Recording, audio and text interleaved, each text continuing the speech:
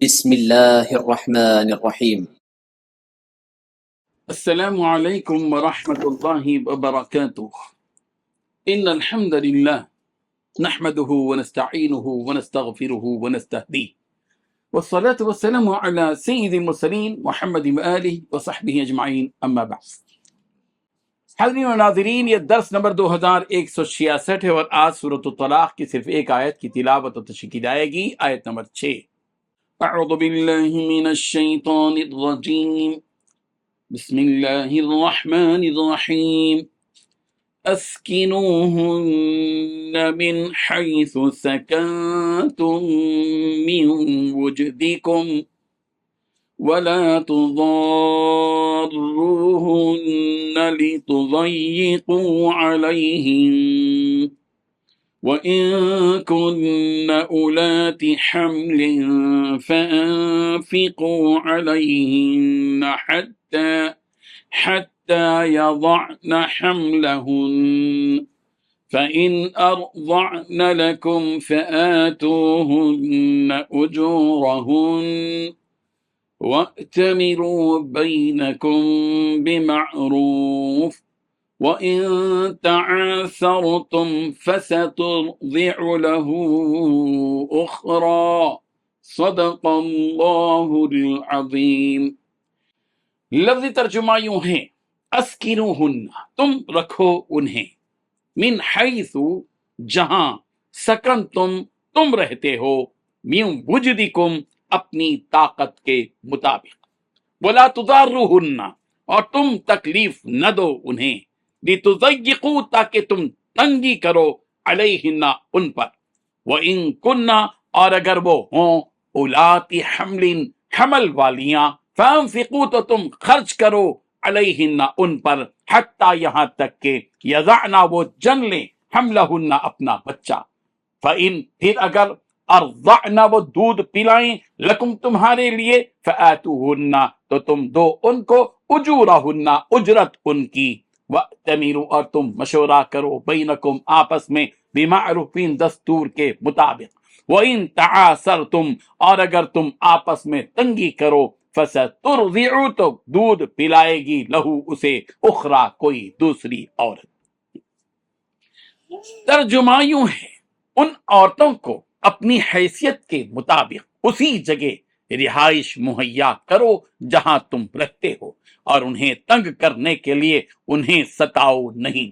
اور اگر وہ حاملہ ہوں تو ان کو اس وقت تک نفقہ دیتے رہو، خرچ دیتے رہو، جب تک وہ اپنے پیٹ کا بچہ جن لے۔ پھر اگر وہ تمہارے لیے بچے کو دودھ پلائیں تو انہیں ان کی اجرت ادا کرو، اور اجرت مقرر کرنے کے لیے آپس میں بھلے طریقے سے بات طے کر لیا کرو، اور اگر تم ایک دوسرے کے لیے مشکل پیدا کرو گے تو اسے کوئی اور عورت دودھ پلائے گی۔ اس آیت میں 6 باتیں بیان کی گئی ہیں۔ پہلی بات، ان عورتوں کو اپنی حیثیت کے مطابق اپنی جگہ رہائش مہیا کرو جہاں تم رہتے ہو۔ دوسری بات، انہیں تنگ کرنے کے لیے انہیں نہ ستاؤ۔ تیسری بات، اگر وہ حاملہ ہوں تو انہیں اس وقت تک نفقہ دیتے رہو جب تک وہ اپنے پیٹ کا بچہ جن نہ لیں۔ چوتھی بات، پھر اگر وہ تمہارے لیے بچے کو دودھ پلائیں تو انہیں ان کی اجرت ادا کرو۔ پانچویں بات، اجرت ادا کرنے میں آپس میں بھلے طریقے سے بات طے کر لیا کرو۔ چھٹویں بات، اگر تم ایک دوسرے کے لیے مشکل پیدا کرو گے تو اسے کوئی اور عورت دودھ پلائے گی۔